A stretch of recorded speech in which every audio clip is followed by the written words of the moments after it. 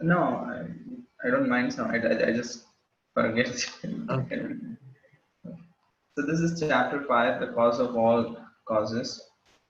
If we remember where we are, like how we came here,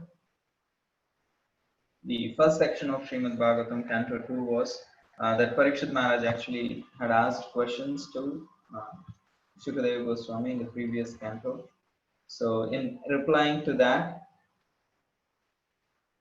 Shukadeva Goswami began answering in the Canto 2, Chapter 1. So, in the first three chapters, he analyzed how Bhakti Yoga is the best alternative, specifically when compared to processes like Ashtanga Yoga, demigod worship, and or karma kanda sacrifices. So in this way, because there are many kind of sages sitting in the audience along with Parikshit Maharaj, he just focused on proving or kind of establishing how Bhakti Yoga is the topmost process.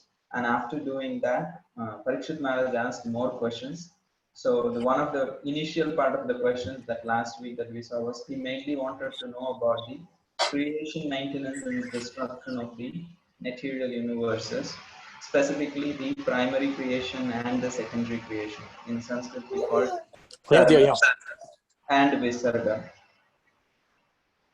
Sarga and visarga, either if sarga is like the creation, visarga is uh, secondary creation, which is done by Lord Brahma. So in last chapter, he asked those questions, and then Shukadeva Goswami offered prayers because he kind of didn't offer prayers in the beginning of the canto 2, and began to answer Parikshit Maharaj. So he remembered, he offered his prayers to the Supreme Lord, invoking auspiciousness, and also he offered his prayers to his spiritual master Vyasadeva. And now he is like, and towards the end of the last chapter, he said, "Thank you very much for all your questions, Parikshit Maharaj. I really appreciate those questions, and I'm going to answer the question about the creation, maintenance, and destruction of the universe that you asked through a conversation that happened between Narada Muni and Brahmaji. Here, Brahmaji is the speaker, Narada Muni is the hearer, or asking questions, whose whose conversation is being quoted by Shukadeva Goswami as answer to the questions of Parikshit Maharaj. So we will be going into the next level of conversation in this chapter. That is a conversation of Brahmaji and Narada Muni.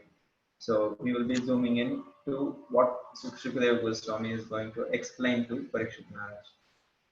So this chapter, in short, will be like categorized as the first 8 verses. Narada Muni asks questions, and Brahmaji explains his own position in relation to the Supreme Lord from 9 to 13 verses. And Brahma answers the different questions of Parikshit Maharaj, Narada Muni from 14 to 20, and 21 to 42, he speaks about the question 3, which is creation of the universe. So we will go quickly. So Narada Muni questions Brahma. So the first six, there he asked totally 6 questions. He asked basically about the universe. So this is one day when Narada Muni is like meeting Brahmaji in the Satyaloka. He puts across these questions to Brahmaji. Symptoms of the universe. Please explain what are the symptoms of the universe. What is its shelter? The process of creation of the universe, and how is the universe conserved, that means maintained, or and what it depends on, what is the universe dependent upon, and what is it composed of, what are the ingredients of the universe. So in essence, he is asking about the creation, maintenance, and destruction of the universe. So he also continues to say, "Oh Brahmaji, I think you know everything about this creation, because everything created in the past, present, and future is within your grip like a walnut. If you place a walnut in one's hand, you can clearly observe like that. You were existing from a long time, so you know the past, present, and future." And then he says, "I think you are independent, supreme Lord, because I don't see anyone in the who is above you. You are the first living entity in that sense." He's not saying first in the living entity, he's saying you are a supreme independent Lord. So when we come to the conclusion of the this section, we will understand what is this question exactly. He's saying you create by your energy like a spider creates a cobweb without anyone's help. You just create yourself, and the miracle of or the wonder with spider cobweb is the spider can create the cobweb from itself and it can wind up, take it inside it itself. Like it can just completely take it all inside after when he wants to wind it up. So it creates and winds up. So similarly, you are self-sufficient. I know no other source than you.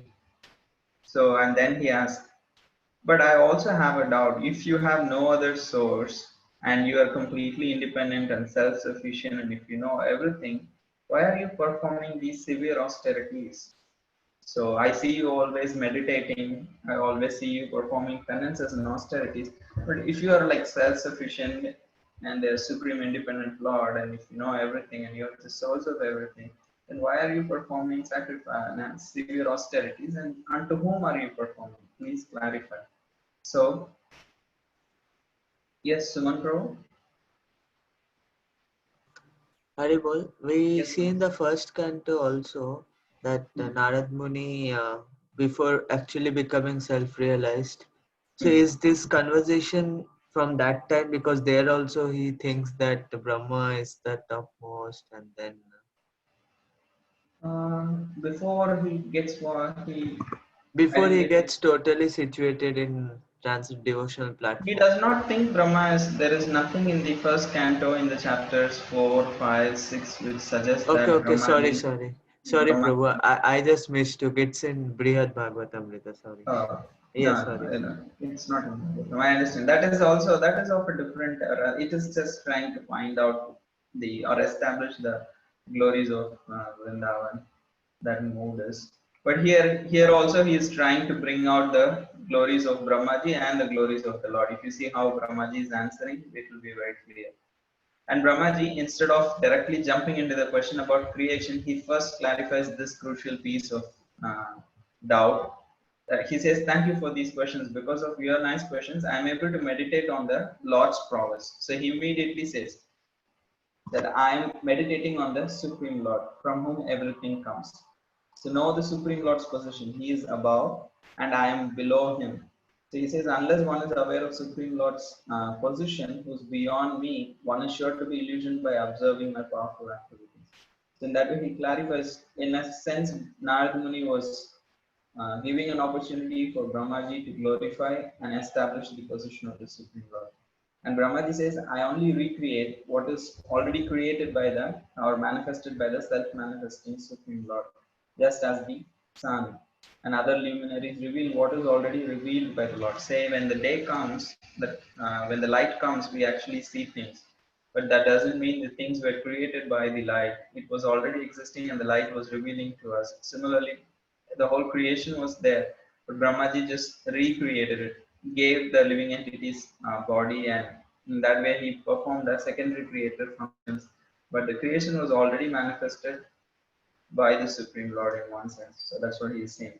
So here he is saying that the spider web that you are saying, that spider web is the Supreme Lord because he is self-manifesting. He can manifest and take it back in himself. And then he says, bewildered people consider me supreme because they don't understand the position of the Supreme Lord. So then they get covered up by the illusory entity, illusory energy, and then call me the Supreme Lord. So he says, my obeisances to the Lord, he by Maya, actually people consider me the Supreme Controller. And then his but Maya cannot cover the Supreme Lord. So Maya can cover the eyes of the people, but it cannot cover the eyes of the Supreme Lord. So, and it's like giving the example of clouds. Clouds can cover our eyes from seeing the sun, but it can never cover the sun. The sun is existing in its eternal glory above the clouds. So ignorant persons bewildered Maya may talk nonsense that about who is the supreme. So even Maya cannot stand in front of the Lord, being ashamed of her position. So in that way, he glorifies the Supreme Lord and clarifies, first, I am not the Supreme Person you are speaking about. That is the Supreme Lord Vishnu. After establishing Supreme Lord's position superior to himself and thus clarifying the laws of Brahma, Brahmaji now begins to answer the questions of Narada Muni, which is about creation. So here Narada Muni is using different terminologies. What is the symptoms of the universe? What is it dependent upon all those things? In essence, they all boil down to one thing. So the five components of this universe are Dravya, Jiva, Swabhava, Kala, and Karma. This is what Brahmaji is saying. Jiva is the living entity. Dravya is the material ingredients necessary to create the universe. Kala is time energy. Karma uh, is the like the accumulated or the conglomerate of all the reactions that the living entities have accrued over lifetimes. Swabhava is the conditioned nature that they have accrued over various lifetimes. So in this way, these are the different symptoms of the universe. Means how we say, how do you say the symptoms of uh, human man or something like that. There is like life, there is activities, there is thinking. So various signs of symptoms are there. Similarly, the symptoms of the universe is we need all these five things to come together.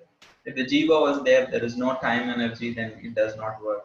If jiva was there and then swabhava and karma will be there, but without dravya and kala, nothing will happen. So in this way, all the five needs to come together for the material universe to exist. So that is why it is called the symptoms of the universe.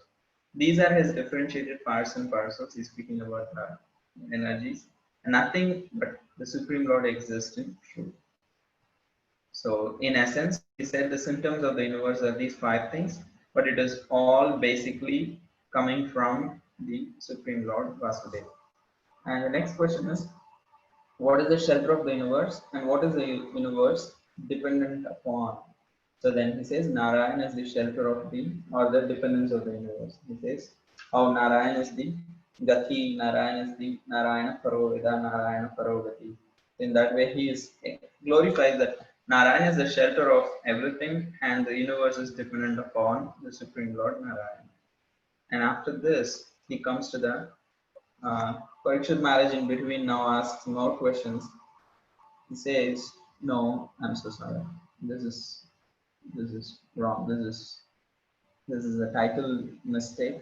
This is 17 to 20th verse. Brahma is speaking about Jiva Tattva and Vishnu Tattva. I'm so sorry. This is something wrong here. I'm also created by him. In the verse 17, he says, Brahmaji is saying, I'm also created by him. You asked about that I am the supreme. No, I'm also created by him. And under his supervision and inspiration, I recreate what he has already created. And the Lord accepted the three gunas through Maya Shakti just for the sake of creation, maintenance, and destruction. So he is saying the whole creation, maintenance, and destruction is happening through the Maya Shakti. Lord just as kind of he does not come in contact, but in the sense uh, he just like gives a sanction for the material energy to go ahead through the interactions of the three material modes. So he is not controlled by it. He just hardly comes into a contact with them. And gunas bind the jiva. So this Maya Shakti, they bind the living entities. Gunas manifest as matter, knowledge, and activities, putting the conditioned soul under bondage. So this three modes of material nature bind the living entity, but it cannot bind the Supreme Lord. So he says Jiva cannot see the Lord due to being covered by the gunas, like in this picture. The eyes of the living entity is covered by the clouds from seeing the sun, but the clouds cannot cover the sun as such. Similarly, the Maya potency covers our intelligence, causing illusion from seeing the reality, it keeps us away, but it cannot cover the Supreme Lord. So now finally he comes to the question of creation of the universe. How is the universe created? So at this point I want to ask if you have any questions. If I rushed through something you wanted to ask me, we can see. So in short, I can say from the first beginning of this chapter, Brahmaji began to and the conversation between Brahmaji and Narada Muni begins in this chapter beginning. And Narada Muni begins his questions by asking Brahmaji, okay, please explain about the symptoms of the universe. What is its shelter? What is it dependent upon? What is the process of creation? And what is it composed of? The ingredients of the universe. In this way, he asks 6 different questions. And then he asks the doubt, are you the Supreme Lord? Because I see nobody else above you, but at the same time, then if you are the Supreme Lord, then why do you perform austerities? So then Narad Brahmaji says, you asked a very nice question. You helped me remember the Supreme Lord. I am not the Supreme Lord. The Supreme Lord is above me. He's beyond the three modes. I just recreate what he has already created. And then in this way, he glorifies the Supreme Lord and then answers that how the symptoms of the universe are Jiva, Dravya, Kala, Swabhava, and Karma.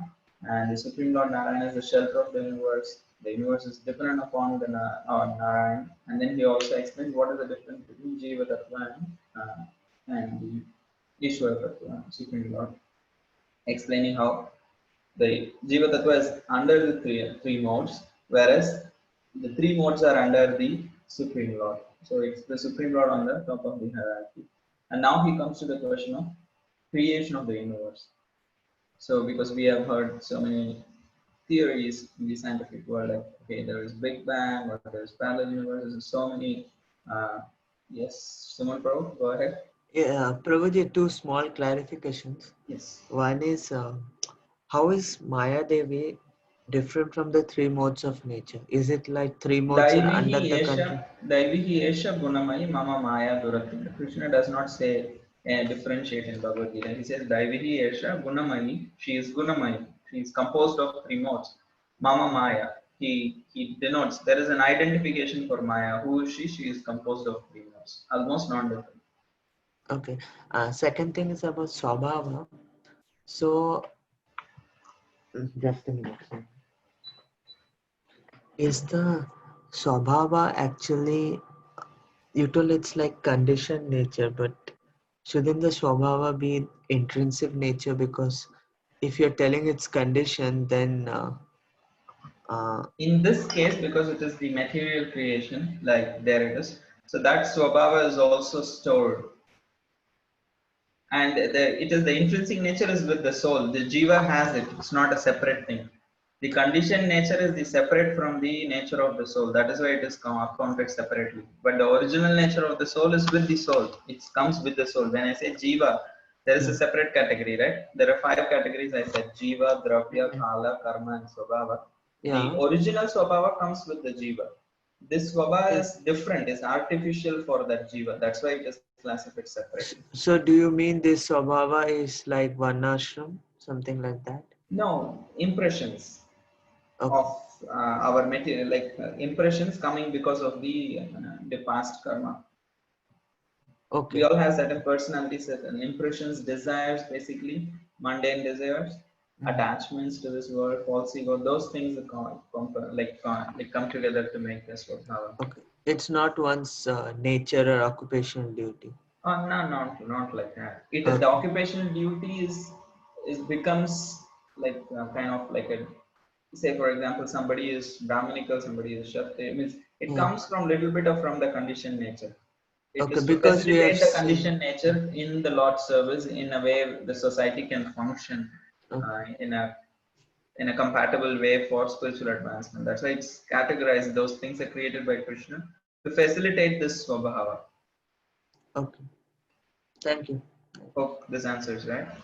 Yeah, like I just had this because few days back Gail Mataji was asking, she's there today to Jayadvaita Maharaj, that even though like we see Kshatriya being kings, devotees, we see Vaishyas being devotees, Shudras also devotees. So how is this Swabhava something connected to material nature, or is it this Swabhava different? So I understood what you were saying is past bag of impressions which we carry, like the subtle body, What did basically Jayadvaita the Maharaj subtle say? body. No, Jayadvaita Maharaj told that it's just nature. I mean, it's just someone's nature. It's not that a devotee externally he's actually may look to be in one of the four, but it's just his nature, not that it is imposed upon him, or he's having attraction towards those things. Yeah, he's speaking from the perspective of pure devotee. Yes.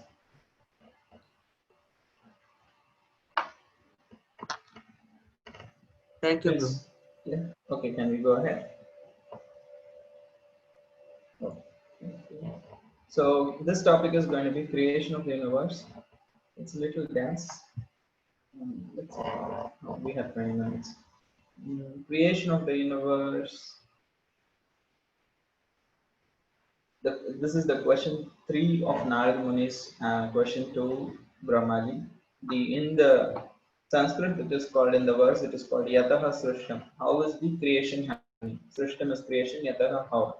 How is the creation happening? So Brahmaji is going to answer in verses 21 to 35. From verses 21 to 31 there is something called as Karana Srishti will happen.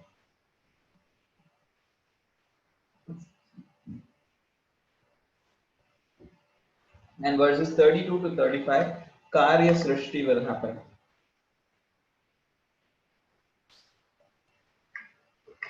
Karana Srishti is creating the ingredients.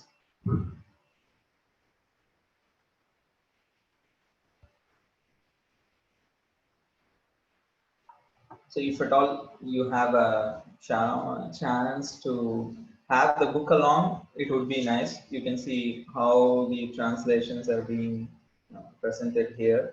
Otherwise, fine, but you may have to give somewhat full attention to this because it's a little technical. So Karanadakshay Vishnu, he is present, he is the Lord's Swangsha incarnation. He is there, he is lying down on the Karana ocean. He is lying down, he is called as Mahavishnu. So we are speaking about Mahavishnu who is lying down on the causal ocean. He is the Lord's Swangsha incarnation. And he is going to look at the material nature. Pradhana.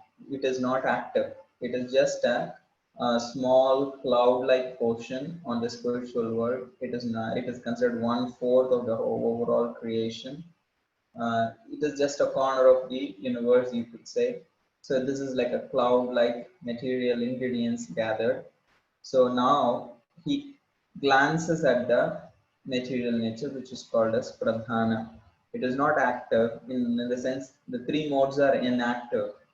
So this stage is called as material nature. Now when he glances, what does his glance is carrying kala, which is the time energy, and also it is carrying jiva, the living entities, karma and swabhava.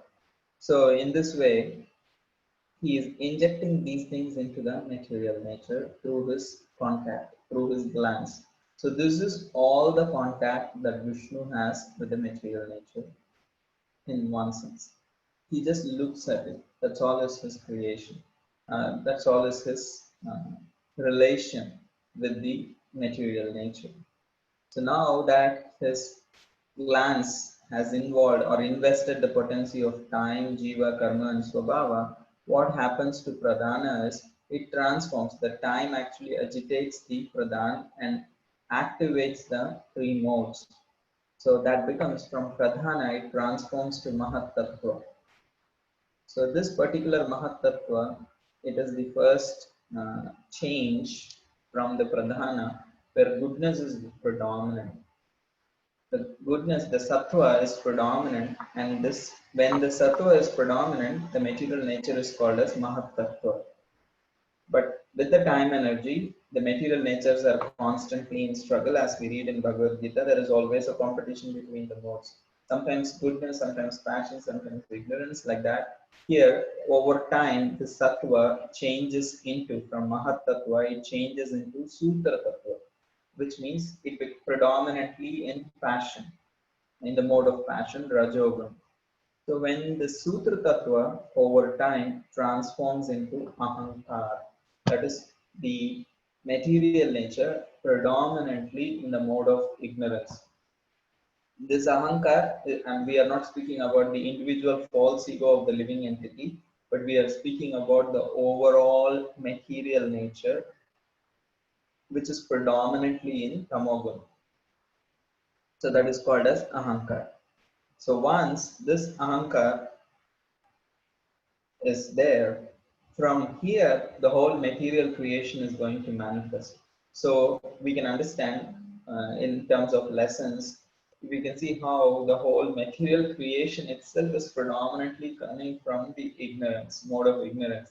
So the goodness which is there in this world, that's why the goodness here in this world is not considered very great, even though it's helpful for advancing in spiritual life. At the same time, we also need to understand that is not the end of it, because the ahankar itself is coming, the goodness, passion, and ignorance itself is coming from the overall material nature, which in itself is predominantly in mode of ignorance. So that's why we can understand like how everything else is actually a product of ignorance. When we say Om Ajnana Timiram Dasya Jnananjana Shalakya, so that means like the whole creation has been created from ignorance, so that we cannot claim to have any intelligence or knowledge without the help of the spiritual masters uh, kindness. So that is just a side point, just coming into the flow of the verses, that once the Mahatattva becomes in the mode of ignorance predominantly, that becomes Ahankara. And from this, actually, there is goodness, passion, and ignorance. So this goodness is called as Jnana Shakti, this passion is called Kriya Shakti, and ignorance is called as Dravya Shakti. Jnana Shakti means knowledge. We read Bhagavad Gita, we can see that how the sign of mode of goodness is knowledge. So the goodness is called as Jnana Shakti. So only when there is Jnana, the doer can do something. We can perform something when we have knowledge how to do it. And then Kriya Shakti. But there is an energy involved in doing something. Kriya Shakti is passion. Rajo Ragatmikam Yuti. So like Rajoguna is about like doing something, passion. And the ignorance is Dravya Shakti. All the ingredients in this material nature, everything is created is created from this mode of ignorance in one sense. Like when Krishna says, Bhumi Rapo Analo Vayu, no Buddhi Revacha. So Bhumi Rapo Analo, all these ingredients for this material creation is actually called as Dravya Shakti. So there is Jnana Shakti, Kriya Shakti, and Dravya Shakti, which comes from the goodness, passion, and ignorance respectively. And this Jnana Shakti is called as Adi Daiva, Kriya Shakti is called as Adhyatma, and Dravya Shakti is called as Adhi Bhuta. So from this Adhidhaiva comes mind and the 10 sense devatas. So believe, just have a mental picture that now Vishnu lied down on the causal ocean and the whole material creation, material nature is there as one thing called Pradhan. Glancing at it, and then all these things are happening in one sense. So when he glances, what is he is glancing at all the, and also we have heard that how the individual universes are coming out the pores of the Mahavishnu. So when I say Pradhana, so it is all those universes coming um, out of his body, and his glance is constantly creating this kind of a thing in each and every universe. This each and every universe is going through this process of being in the state of Pradhana, and from there coming to the state of Mahatattva, and from there to Sutra Tattva, then Ahankara, from Ahankara, goodness, passion, ignorance comes. And then the mind and sense devatas created here, they are principles. Because mind is a principle. Like when Krishna says, Bhumi Rapo Analo Vayu, Mano Buddhi Revacha, Ahankara iti Vinna Prakritirashkara. So from Mano Buddhi Revacha, from Manaha. So he's saying all this is my separated energy. Bhumi Rapo Analo Vayu. Like how he says there is earth, water, air, fire, and ether. Similarly, he says Ahankara iti like Mana and Buddhi and Ahankar also, he says they are also creations like Bhumi Rapo Analovai. So similarly here, that is what this mind is not, is the principal mind, which is later we all receive it as individual living entities separate for each one of us. But that principle, that mind is created from here, Adidaiva, and the 10 sense devatas. The senses are not created, the living entities are not created, Brahmaji itself has not come up, Garbhodakshaya Vishnu has not entered. So these sense devatas are not personalities but principles. Prana, Prana is the living force, the 10 senses and intelligence, 5 tanmatras and elements. Tanmatras means the subtle sense object. We will see in the next slide what is tanmatra and what is element. Does anyone want to ask anything at this point?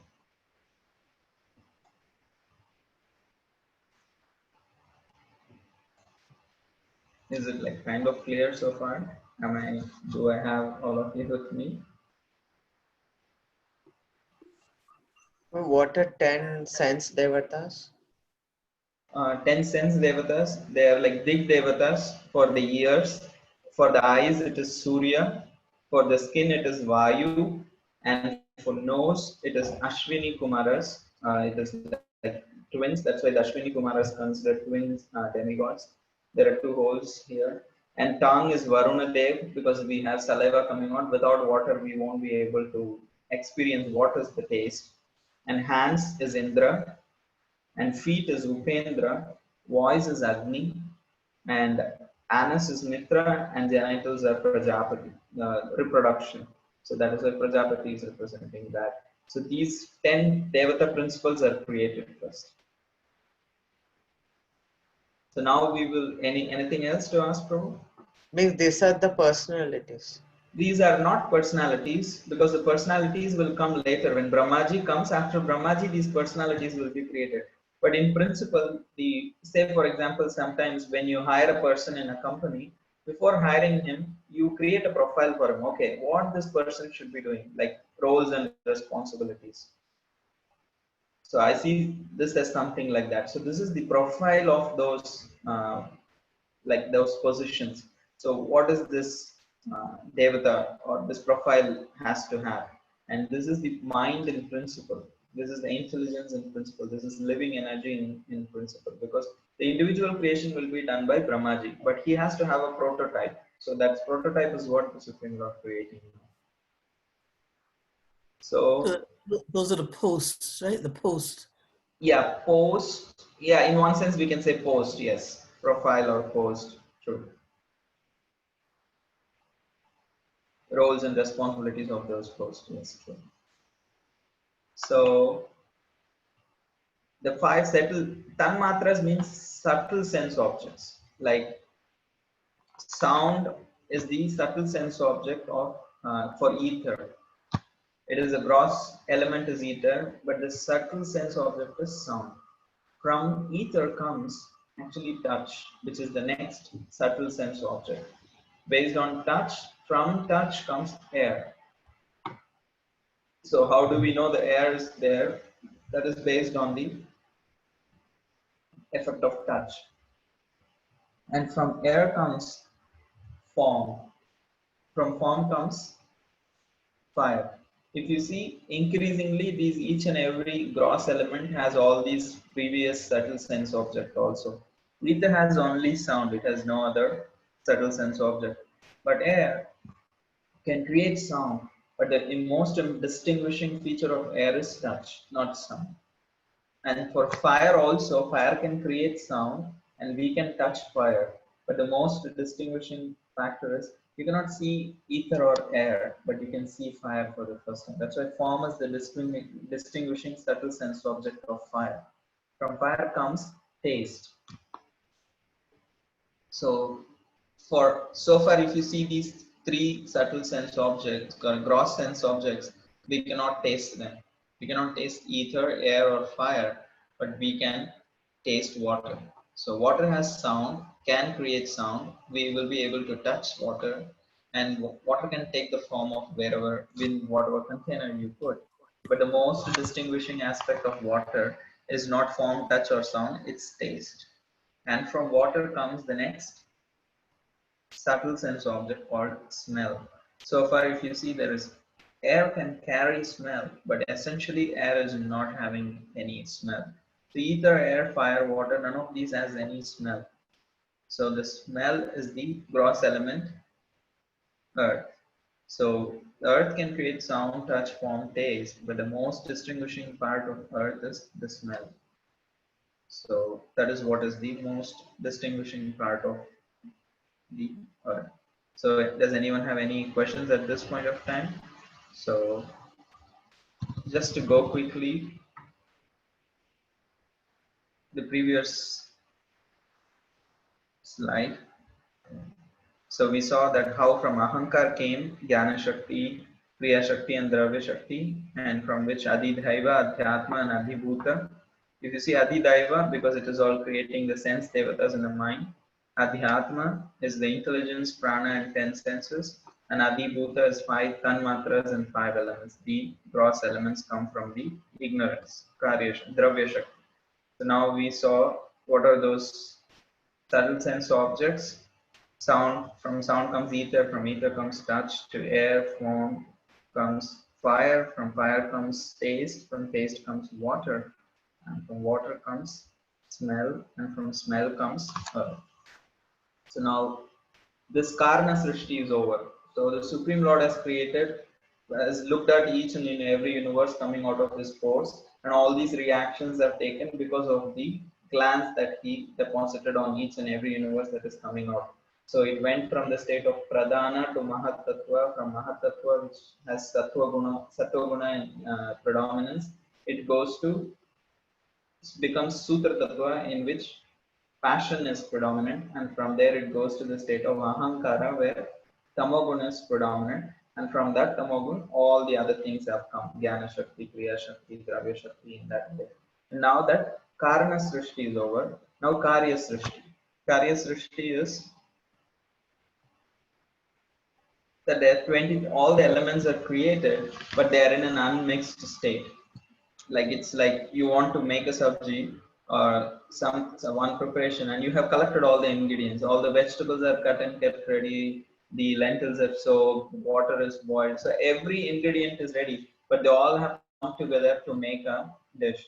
So here similarly all the individual living all the individual elements are all created by the glance of the Supreme Lord, but they cannot come together by themselves. So there is a cohesive compacting energy is required. So for that, the Supreme Lord has to come. So without soul, the body cannot stay together. It matter disintegrates without so a living force. So now the universe is just matter. It has no living force. So then the Supreme Lord has to first come in. So first he sends these elements to, by his compacting energy, the Lord actually assembles the whole universe, and then individuals' bodies within it. So he leaves this particular, say for example, first the house is constructed and then we move into the house. Similarly, here the Supreme Lord, before he enters, he sends a compacting energy so that all the material elements can come together. So all the ingredients are put together to start cooking. So similarly, he lets the universe within, like, form in the matter to come together and actually come to a stage of occupancy. So after 1,000 years, he actually, Garbhodaksha Vishnu enters and enlivens the universe. He enters after the material universe begins the transformation. It takes 1,000 years. One thing I don't know at this point is in whose scale this 1,000 years, because universe has multiple time. So this time is in which scale, that honestly I don't know. I have this question I have to ask you. So what is the scale of time? I don't know, but basically for Garbhodaksha Vishnu's 1,000 years I would take, or sorry, Mahavishnu's 1,000 years I would take. After the 1,000 years of Mahavishnu, he enters. The universe is ready. It just has been cooking. All the elements have been coming together, and finally it's ready. Then Garbhodaksha Vishnu enters and enlivens the universe. He then assumes the Virat Rupa. In that way, he kind of creates the template for the whole individual material universe. Now he has to expand as Garbhodaksha Vishnu in each and every universe. In each and every universe. If you see, there are unlimited number of universes coming out of the pores of Mahavishnu, and he is glancing at all of them and then entering into all of them as Garbhodaksha Vishnu. So each and every universe has a different Garbhodaksha Vishnu. And after Garbhodaksha Vishnu enters, he is the source of Virat Rupa. He is the source of Virat Rupa. He comes along with other potencies.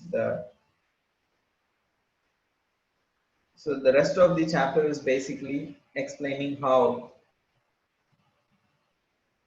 the Supreme Lord in the form of, Garbhodaksha Vishnu, is actually the expansion of the Supreme Lord, actually expands or exhibits the universal form into the material universe so that the creation can begin.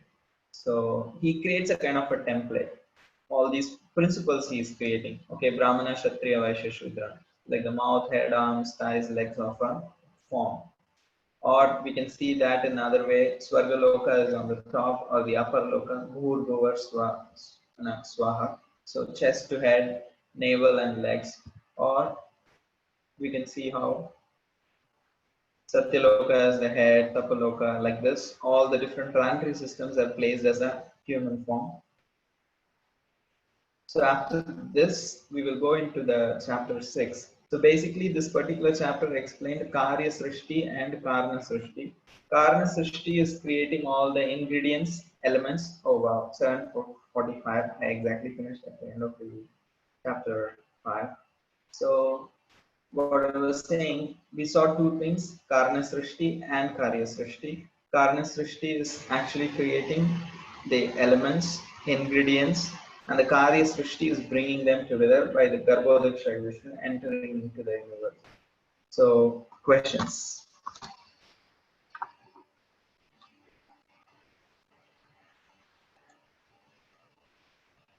Well, just a small confusion. Yes. This Pradhana, the material universe, in inactive form. So Mahavishnu glances, and from that the universes come out, or from his body it comes and then goes into Pradhana. What happens there? I know it's a topic beyond my imagination, but still. Okay. I also hear What that there I is. understand what you are saying. So that this material pradhana is one universe, and when what I am projecting on the screen, if you see this one kind of eclipse, this is one of the universes coming out of the pores, his pore. Okay, he glances at each of such Pradhanas. Yes, each and every material universe is what is represented by this eclipse that I have put here, this sphere. So here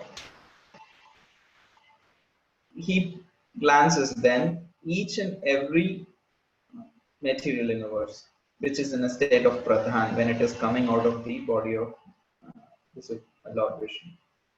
Okay, yeah, and sorry, I also heard one more explanation that it's like Vishnu is, he doesn't at all involve in the creation. He just glances, and True. Lord Shiva carries it, carries the glance and Yeah, that's glance is impregnates called the, as yeah, impregnates material nature, and from that everything comes out through the Brahman or the effulgence, and from then everything gets created. okay.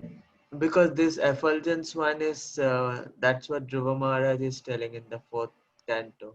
And Okay. also we found partially in the Brahma Samhita. But anyway, but I was just It's just asking. the extra detail. Bhagavatam is not going into the super detailed thing. It's not even saying the glance is Lord Lord Shiva or anything like that. It's just saying he's glancing, and then what happens? It's Okay, basically focusing on the aspect of creation itself in an overall, like a like an overview. It's not getting into the details. So none of okay, these that you said are going to be contradictory. It's like more and more details. okay, Does it okay. does it answer? Yes, Yes, yes. Brahma No, Samhita, if you read, you can clearly see how this glance is actually Lord Shiva and how he is. That is why we say Shiram Yatada Divihara, like, because he is directly in touch with the material nature. Lord Vishnu is all that his connection with the material nature is. He just glances at it, nothing other than that. so where are the Although souls everything here? comes from him. Where are the souls here? The souls are coming from the glance. So it's coming from his body at the same time when. No, in the sense I'm saying glance, where No, no. it's coming Where are from the the his glance. So where are the souls, repository of the souls at the end of In complete Mahavishnu, yesterday? Mahavishnu is the repository Okay, of all the souls. okay. When So all the universes are annihilated, it all goes back to the Mahavishnu actually. so That is the what we see in Brahma Samhita also. Right? When he exhales, or when from his pores it comes out, and then there are two things I have heard. One is his exhalation and inhalation. From pores are coming from his bodily pores, also universes are coming. So basically, it comes from him, goes back to him. Okay, and inside the universe itself, the souls are there. Yes, after his glance, they are all invested, but it is just a prana. They are all there, but their shelter, the Garbhodakshay Vishnu, will come in later. Okay. So when Garbhodakshay Vishnu comes, they all take shelter of Garbhodakshay Vishnu, and from there, then Lord Brahma actually creates the profiles of each type of species and all those things. Then they are all populated. So till then, they are in dormant stage. Yes, yes. Okay. Only floating in ether, or we don't have any description? Say, for example, it's even material nature is inconceivable. Say, for example, like when you say, well, when you send a text, I send you a text message, you receive the text message. It's in the air, right? To some extent, means it's not at reach of the destination, but it's still there. It's not just. Means similarly, these are also small details that how it is being managed. The details are not in Bhagavatam, so I'm not going to speculate on that. But we can understand it's not a very difficult thing for the Supreme Lord, like to kind of accommodate these details. Okay, Prabhu. We don't have the details in Bhagavatam, but you understand my point, right? What I'm saying. Yeah. So Yeah, I they are don't in the want to subtle form. speculate more. Yeah, means I cannot also speculate how it is, how they are stored, what they do, because they are dormant. No, I'm asking just in case you know if it's there anywhere no, it's in not. It's at least Bhagavatam I have or not read or heard. any commentaries or Yeah, something. no. Okay. It's just Okay. that they are in dormant state. Okay, thank you. Hare Krishna. Anything else? We can stop anytime if there are no questions. Yes, there's just one thing that always confused me. Can you bring up the slide about the five subtle senses and the Okay, I'll bring it. Yeah, because there it always kind of confused me how the something grosser can come from something subtle, like the source of. What is it? The source of. Oh, okay. How this is explained is, for the gross thing to exist, there the first this subtle thing has to be created. Like say, for example, for the body to be to be there to exist, the subtle soul, which is inconceivable, is present inside. Only then the body could be built around it. So similarly, here the gross element of ether, the very existence of ether. If you just take out sound, then there would be no ether. You cannot call it ether without sound. You cannot call fire without form, or water without taste. So these are the distinguishing elements. If we remove that, then the existence of that element itself will be gone.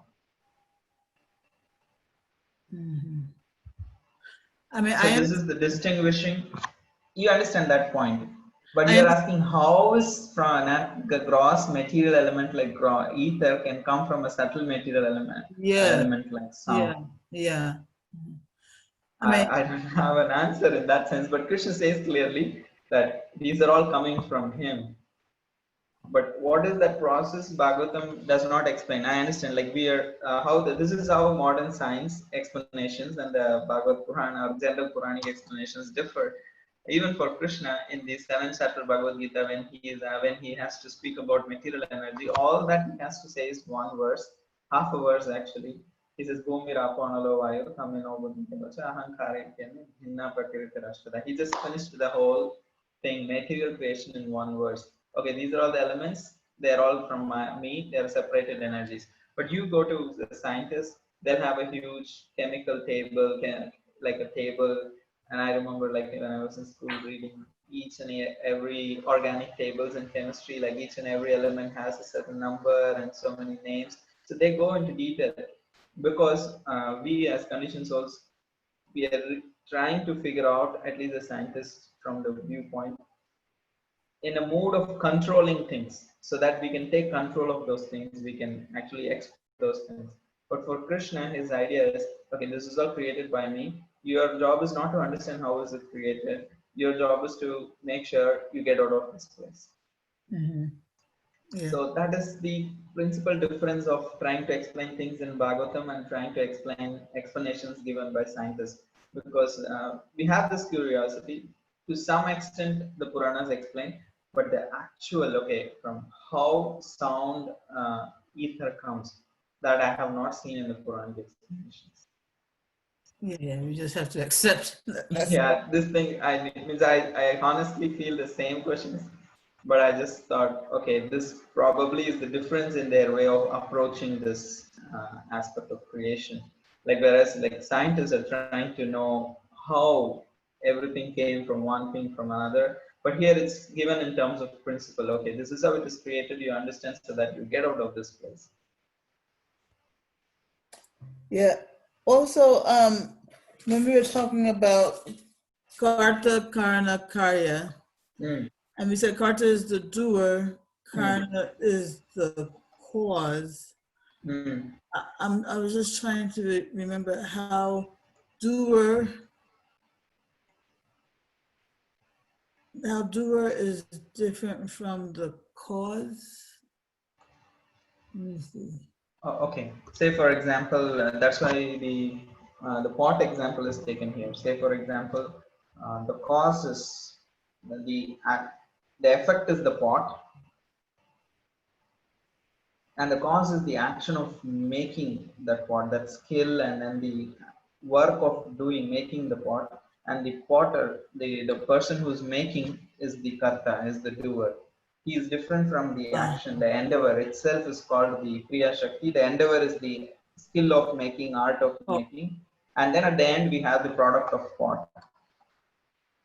Okay, so yeah, so the cause is the endeavor, basically. Endeavor which is put by the, because if the guy is there, the ingredients are there, if he does not endeavor, then Yes. nothing will happen. So that endeavor is created as through passion. That inspiration to create something is coming from the aspect of passion, kriya shakti. Okay, also, okay, this is at this level where this slide is, that's ahankara. Before that, you know, pradhan became, the material nature was first in mode of goodness, then in mode of passion. But in the mode of goodness, It's called Mahat Tattva. okay, and in the mode of passion, It's called as Sutra Tattva. But this Sutra Tattva, what is its role in the universe? In the sense, it is just a step towards the final ahankara step. It's like the modes of have been like kind of activated. So initially the mode of goodness is higher, and then it becomes passion, and from there it becomes ignorance. So from here the next stage actually comes. From Sutra Tattva, the next stage is actually, if you see, is like called as ahankara. From here everything begins actually. Material creation begins in the mode of ignorance. So it's just a second stage, intermediary stage for the material creation to actually begin in this stage of ahankara. We hear that the mind is actually in the mode of goodness. Does that have anything to do with these? But that goodness is under this particular ahankara. Oh, okay. This, okay.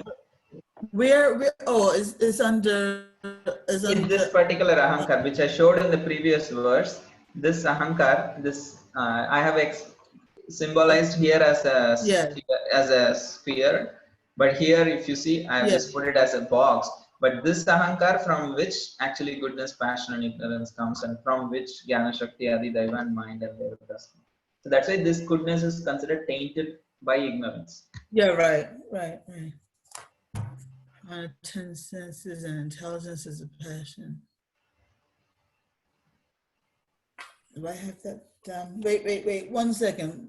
I just need to, because these slides, I wish you could somehow post these slides. Okay, I'll make a PDF out of them. The main problem for me is I have created these effects, So when I make a PDF, they cannot do. I'll do something. I'll send you across. Okay. Yeah, otherwise right now I'm writing feverishly. Oh no! Please, like I'll send you. I really appreciate your sincerity. Thank you, Prabhu, for your mercy. No. I honestly, I'm not so sincere as all of you. Like I understand you're like, yeah, you're writing all of these down. I'll send you the rest. That's no problem. Yeah, because forget about looking at book while you're doing this course. You can't. Forget about it. Yes, true. Okay, Prabhu. Thank you for all your wonderful, beautiful efforts here. Thank you so much. It's beautiful. Thank you. I'm just trying to understand along all of you too. It's wonderful. Thank you so This much. is actually I love this subject matter. I actually love so much. So I'm glad you're doing. Thank you. So next week we will see chapter 6 and 7 possibly. Thank you all, Prabhu. Thank you, Ketan Prabhu. Thank you very much, Gaura Prabhu. Hare Krishna. Hare Krishna. Thank you Hare very much, Krishna. Prabhu. Hare Krishna. Hare Krishna. Hare Krishna.